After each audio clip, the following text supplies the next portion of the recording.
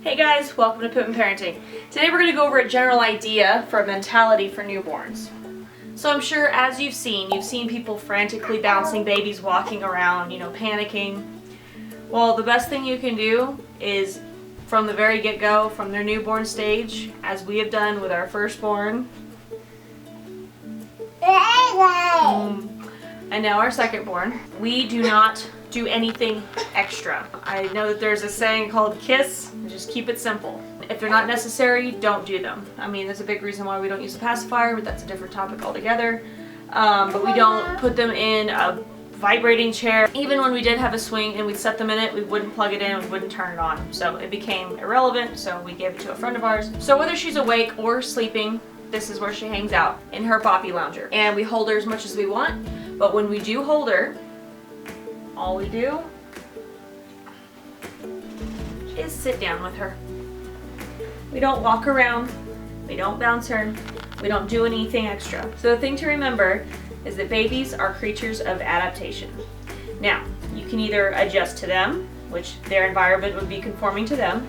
In other words, if you bounce them for a long time, then they're going to start requiring you to bounce them. But if you let them hang out here, or if you hold them like this, or however, but the point is that you're staying still, then they're going to be comfortable to stay still, because they're going to adapt to their environment before their environment adapts to them. So the less extra stuff you do, the less extra stuff your baby is going to require. I will say the only form of serious motion we've ever used is the bouncy chair, which we of course sit down and we bounce it with our foot. And that's only if they're having stomach problems, colic, stuff like that. Motion seems to help work that out. And neither one of our babies had any stomach problems, and she hasn't yet.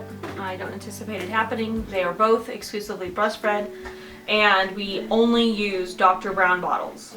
Nothing else. I don't trust anything else. I've been using those all throughout my childcare career, and now for our own. And our babies have never had any tummy issues. Mama? Yes, baby.